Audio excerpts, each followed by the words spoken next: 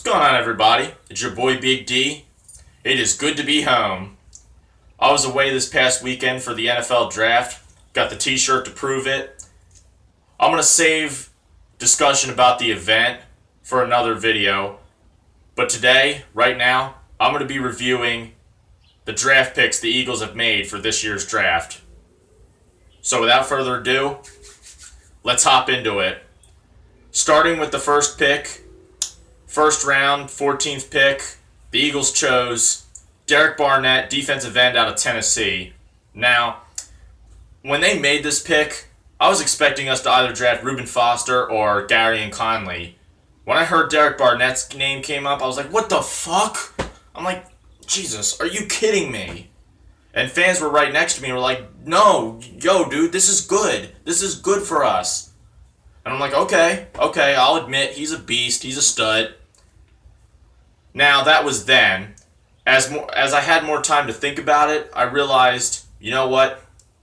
There's nothing wrong with getting another defensive pass rusher, but I felt like we really needed a corner, and I felt like Reuben Foster was an absolute must. But what are you going to do?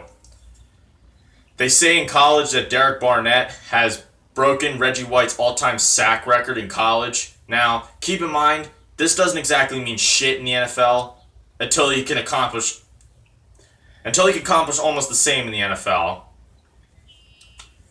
Now, keep in mind, just because they're good in college doesn't mean they're going to be great in the NFL. I mean, you look at guys like Tony Mandarich, Brian Bosworth, Tim Tebow, guys like that, who were great in college but sucked absolute dick in the NFL. But there were also guys that didn't really do shit in college. Tom Brady, he was sitting behind garbage-ass Drew Henson all those years in Michigan. He was taken in the 6th round by the New England Patriots. Rest is history. But for the most part, guys that are great in college can be great in the NFL too.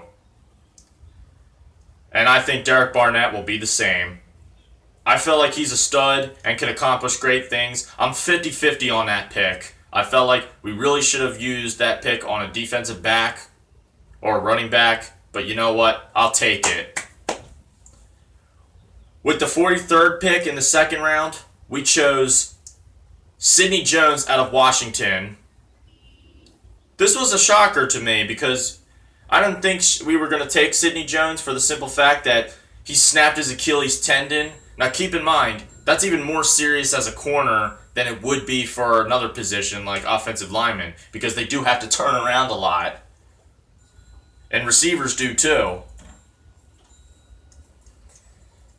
And I wanted us to get Joe Mixon. And if you watch my reaction video, if you watch my reaction to the pick, before I reacted to the pick, before the pick was made, a lot of guys around me wanted Joe Mixon as well. I asked them who they wanted. They were like, Joe Mixon. There were a few exceptions, but mostly the people who didn't want Mixon wanted defense. They said, we need to fix that fucking defense. And you know what? I absolutely agree. We chose Sidney Jones. Some people don't like this pick because it was a risky-ass pick and we foolishly passed on Joe Mixon. We couldn't get Dalvin Cook because the Vikings traded up to get him.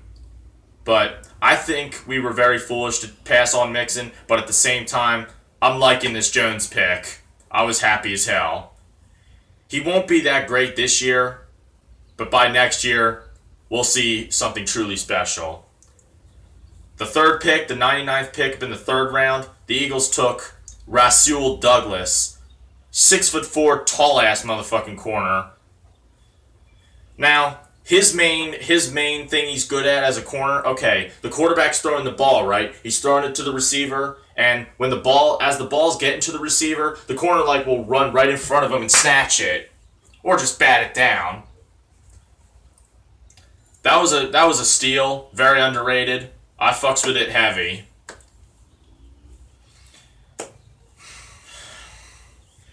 That were the second and third round picks. The fourth round picks, I believe we had 3 fourth round picks, if I'm not mistaken. The first one, the Eagles took wide receiver Matt Collins out of University of North Carolina. Now, this guy broke his collarbone but he was also the security blanket for the quarterback that the Bears took out of North Carolina. I believe his name is Mitch. I don't really know how to pronounce his last name.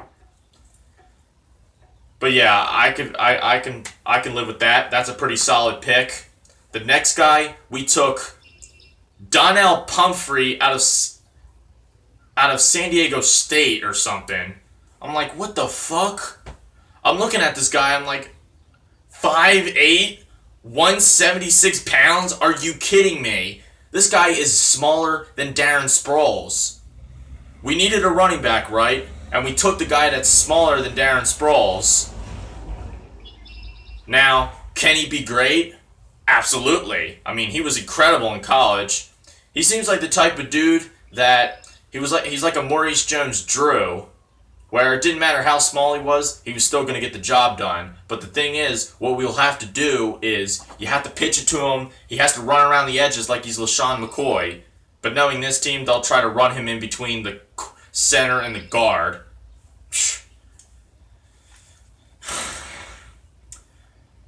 Not happy with this one, but he could still succeed. He could still be something special. Next pick in the fourth, we took Shelton Gibson.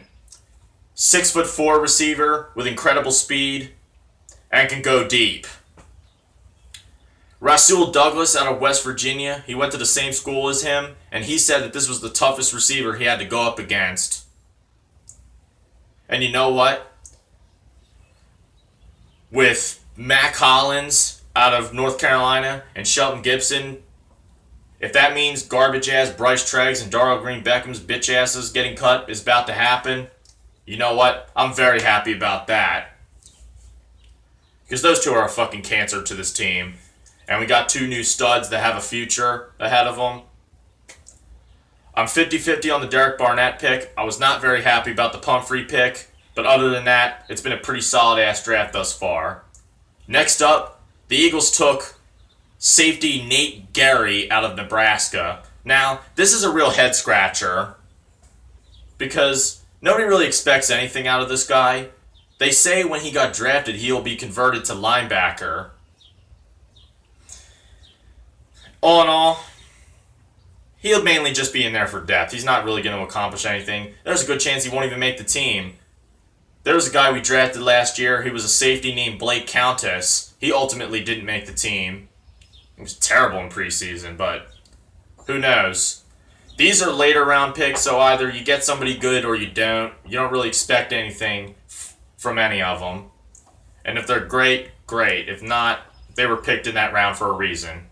And last but not least, we took this short, fat motherfucker named 𝔡'𝔑𝔞𝔯𝔯𝔦 from Wisconsin. I don't really know much about this guy, which is probably why he was taken in the 6th round.